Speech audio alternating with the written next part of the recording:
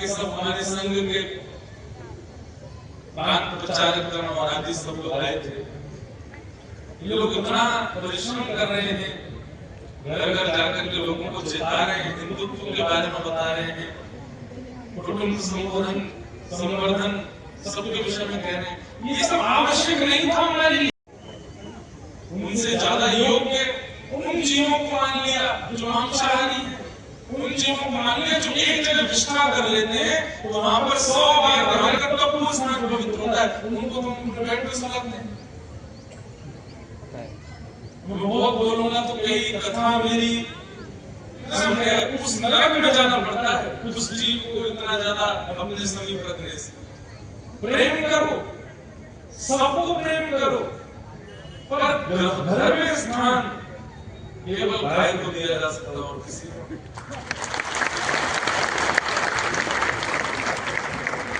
हमारे Elon group वाले क्या नाम है इनका?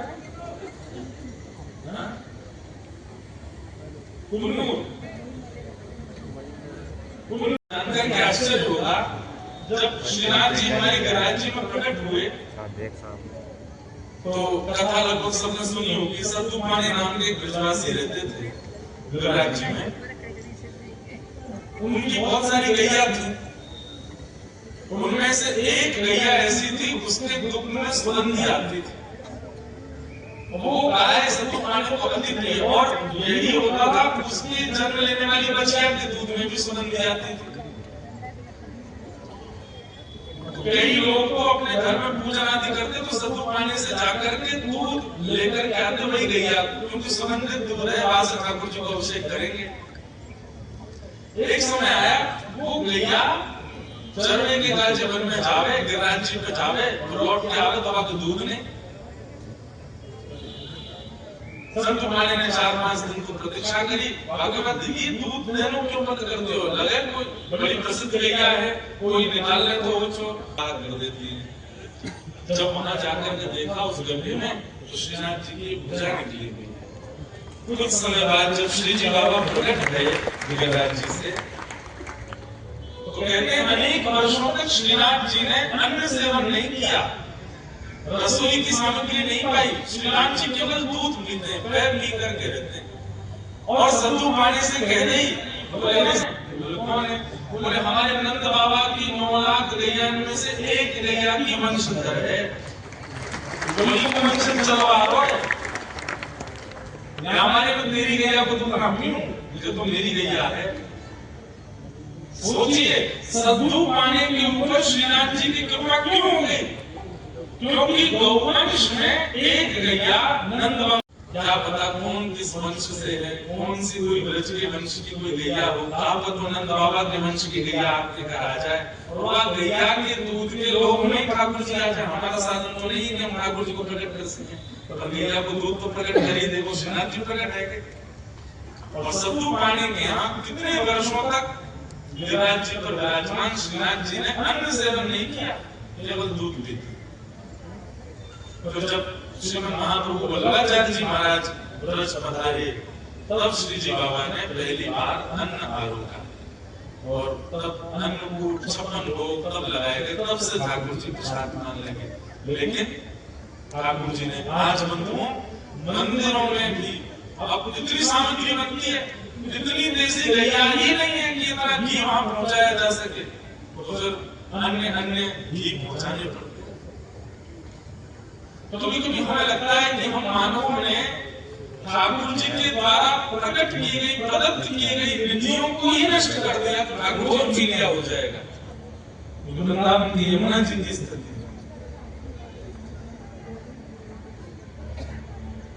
हमें ऐसा लगता है ठाकुर जी की एक वस्तु की भी संरक्षण की इच्छा और एक वस्तु की भी रक्षण की भावना किसी जीवात्मा के मन में आ गई। ठाकुर जी कहेंगे तू दर्पण मत करे, तू संध्योपासन मत करे, तू जप तप मत करे, सब तेरा कल्याण कर दूंगा मैं, तू बस मेरी निधि की रक्षा कर। गौ सेवा करने वाले गौ रक्षकों को, गौ सेवकों को पिंडदान आदि करने की वो तो विधि है, करना ही चाहिए, विधि से तो करो। पर हमें ऐसा लगता है कि जब वो गौ रक्षा गौ सेवा का संकल्प लेते हैं ना, ठाकुर जी कहते हैं सभी पितृ मुक्त रह गए, तेरे आने वाली सभी पीढ़ी मुक्त रह गई, तो मुक्त ही गए हो, क्योंकि तेरे मेरी विधि की रक्षा की। आज गोपाष्टमी, आज गैया का प्राकट्य हुआ ठाकुर जी से, और गैया से प्रकट हुआ गोलोक धाम, जो कि ठाकुर जी का नित्य धाम। जैसे वैकुंठ, साकेत और गोलोक, गोलोक का प्रादुर्भाव कहां से हुआ? गैया से। ऐसे गौ माता कृपा कर रही है। आज गोपाष्टमी है, कल भी गोपाष्टमी है। ठाकुर जी का मधुर श्रृंगार करो, गैया की जाकर के सेवा करो, खूब आरती करो, वंदन करो। और बंधुओं, गैया में ही गोपाल जी देखो, और उसी भावना से गैया की सेवा में लग जाए। आप अनुभव करेंगे, घर में विराजमान करके ठाकुर जी की सेवा करने का जो फल मिलता है, वो केवल गैया की सेवा करने मात्र से प्राप्त हो जाए। ऐसी गौ माता है। तो गैया के ठाकुर जी के अंग से गौ, ब्राह्मण और अग्नि तीनों प्रकट हुए, और तीनों का गोत्र भी एक ही। ऐसे गैया को प्रणाम करते हैं। नंद बाबा आए, आकर के देखी लाला रो रो है। ठाकुर जी से कहिए, लाला काहे को रो है? बाबा मैं गैया चरा के जाऊंगा, हमें बचना बचिया ना चराऊंगा, हमें बड़ो है। बंधुओं, रास, आज रास की कथा है। रास विहार शरद पूर्णिमा पे हुआ गोपियों के साथ, लेकिन बाकी के पूरे वर्ष ये गौचारण जो ठाकुर जी करते हैं, गैयाओं के संग रास विहार करते हैं ठाकुर जी। कभी कोई गैया पे लटक जाएंगे, कभी कोई गैया के धन को पान कर लेंगे, कभी कोई गैया को अपने हृदय से लगाएंगे, कहीं कोई गैया के ऊपर ऐसे हाथ धरेंगे, कोई गैया के ऊपर सो जाए ठाकुर जी। गैया चल रही है, ऊपर ठाकुर जी पड़े हुए हैं, धीमे धीमे गैया भी ऐसे चलेगी, लाल जी गिर नहीं जाएंगे नीचे। कितना प्रेम ठाकुर जी गैया से करे। नंद बाबा आए, बोला गैया चरावे को, रुक जा, पुरोहित सब पहले समय तारीख निकलवा लूं, एक मुहूर्त निकलवा लूं। श्री सांडिल्य मुनि बताइयो, हे मुनिवर, लाला जिद करो गैया चराओ। आपने एक पत्रक देख करके बताओ कौन सी बढ़िया तिथि है, शुभ मुहूर्त निकालो। बंधुओं, उस समय में और कोई व्यापार नहीं था, या तो खेती बाड़ी या फिर गैया चराओ, गैया के दूध की आदि उनको विक्रय करो, उससे घर चलते थे। एक प्रकार से आज बड़े बड़े बिजनेस शाबाशी देते हैं, ऐसे ही वो बालकन के बालक जब गैया पालने लग जाते हैं और गौचारण करने लगते हैं, तो बहुत बड़ा उत्सव मनता था ब्रजमंडल में। भैया इनको लाला सुगड़ है कि वो गैया चाहते थे। ब्याह संबंध होते थे तो लड़की वाले पूछते लड़का खा करे, जी हमारा छोरा तो सुबह उठ के स्नान ध्यान करके 8:30 बजे गैया ने लेकर निकल जाए, 8:30 बजे निकल जाए। कितनी गैया है? 1000 गैया, कोई 5000 गैया। नंद बाबा और सेवक, उतना बढ़िया छोरा, जैसे आज योग है ना, ये चार्टर्ड अकाउंटेंट है, डॉक्टर है, बहुत बड़ा इंजीनियर है, आदि आदि। तो घर वाले लोग फिर बाकी की चीजों को नजरअंदाज भी करते थे। ठीक है, घर भले बड़ा नहीं है, लेकिन बेटा डॉक्टर तो है, क्या कर दो। ऐसे पुराने समय में सोचते थे, भले ही खप्पर छप्पर के घर में, लेकिन गैया चरावे लाला, क्या कर दो। छोरी की अपनी सखीन से मिले, मेरे मेरे ब्याह को गए हुए कौन देखो गैया चरावे ने देना। अच्छा गैया चरावे, बड़े बड़े कुछ घर में जा रही है। आज गऊ चराने वाले को बड़ा ऐसा समझ लिया गया, अरे ये हमारे भारत का सबसे प्रथम व्यापार था गौ चारण करना, और सबसे श्रेष्ठ व्यापार। गैया चराते हैं, घी निकालते, दूध कपूरों का विक्रय करवाते हैं, चंका करके आज लाला को गैया चराने भेज दो। ठाकुर जी आनंद में भर गए, बोले अब हम गैया चराएंगे। और ठाकुर जी सबसे पहले तो यशोदा मैया अनंत बाबा के साथ में गौ पूजन करने गए, गैया को पूजन की और सींग में स्वर्ण और चांदी के छोटे छोटे सींग बनवाए करके जो ऊपर के भाग है वहां पर मड़वाए, वहां पर लगवाए। पावन में सुंदर बाजे पहनाई, जैसे माताएं पहनती हैं वैसे चारों खुरन में बाजे पहनाई, बाजे पहना करके फिर हल्दी, चंदन और मेहंदी इनमें हाथ बोर करके गैया के ऊपर थापे लगा करके सुंदर श्रृंगार किया। गैया के नेत्रन के पास में सुंदर चंदन की आकृति सो काजल जैसा लगाया है ठाकुर जी ने। के बाद में फिर गैया के सींग के बीच में यहाँ पे पाग पहनाई, पाग पहना करके वहां मोती जड़े हैं। सुंदर मैया ने एक साड़ी पहनाई है। ठाकुर जी खूब सारे मोर पिछ लेकर के आए और मोर पिछ लेकर के जो यहाँ बाग बांधी है वह बाग के बीच में खूब सारे मोर पिछ लगा दिए, ऐसे मुकुट बन गए गैया को। इतनी सुंदर गैया को श्रृंगार भयो। फिर मैया ने सुंदर सुंदर लड्डुआ बनाए, सुंदर खिचड़ी बनाई, सुंदर बड़े बड़े रोटला बनाए, सबन को ले जाकर के लाला प्रभा करके आवे। हर गैया के चरण में प्रणाम करके 2-2, 3-3, 4-4 परिक्रमा लगा करके ठाकुर जी सबको वंदन करें, सबके चरण में प्रणाम करें, गौ पूजन किए। परंतु गैया जिस समय ठाकुर जी सीधे खड़े नहीं हुए, नहीं रहे टेढ़े। क्यों? क्योंकि जैसे ही ठाकुर जी अपना एक चरण उठा के दूसरे चरण के बगल में रखे ना, तो सबरे ग्वाला यही ताड़ रहे कि लाला अपना चरण टेढ़ा करे तो हम नीचे जाकर के सावर बन जाएंगे। ठाकुर जी ऐसे हैं और यहाँ कोई ग्वाला आ जाए आप ऐसे टेक धर ले, परंतु ग्वाला को गैया आने ना दे, बात तो पहले गैया आ जाए। गैया आकर के ये छवि आप लोग देखते हैं, तो पीछे गैया और आगे ठाकुर जी, वो वास्तव में पीछे नहीं है गैया, ठाकुर जी को बगल में है। ऐसे टेक लगा के ठाकुर जी बस चले जाते हैं गैया के ऊपर। वेणुं वनंतमनुगैरनु गीत कीर्ति, ठाकुर जी गैया पर ऐसे टेक लगा करके सुंदर वेणु का नाद करते और उस वेणु का नाद सुनते ही समस्त गैया सबके आनंद की स्थिति अद्भुत हो जाती है।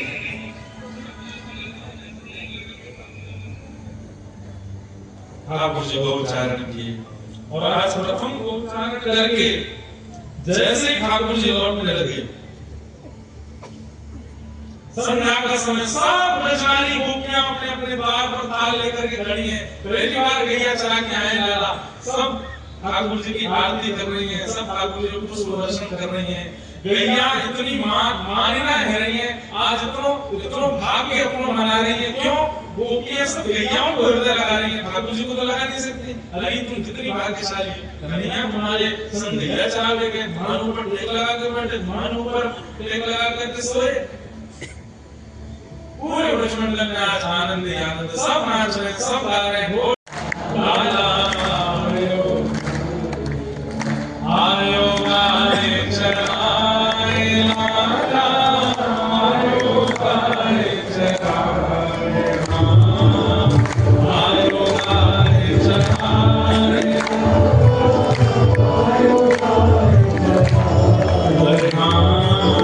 आयो गाए चराए, लाला आयो गाए चराए।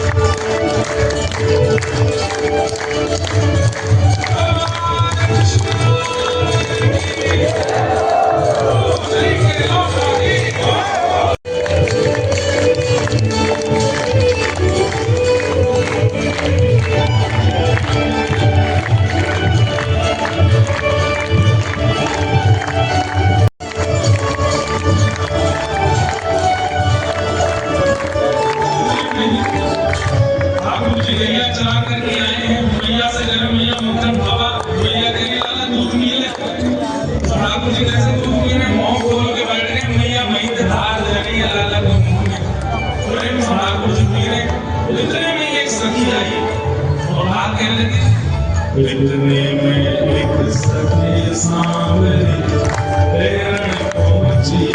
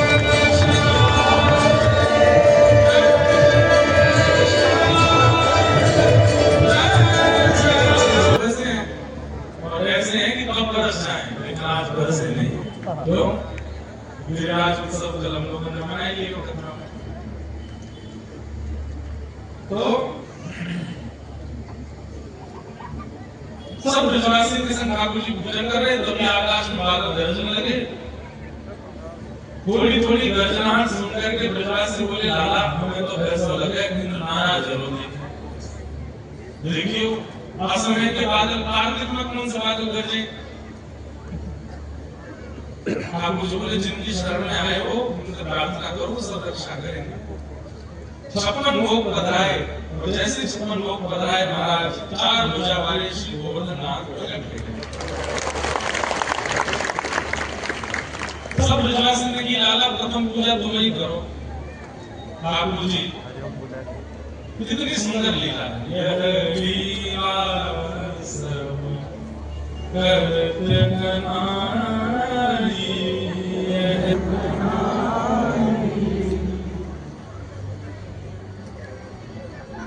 ठाकुर जी स्वयं गिरिराज जी को पूजन करने गए आप नहीं पूजे आप पूजावे गिरिराज बाबा कौन है स्वयं ठाकुर जी ठाकुर जी ने जाकर के गिरिराज पूजन किया गिरिराज पूजन करने के बाद जैसे 56 भोग बधाने लगे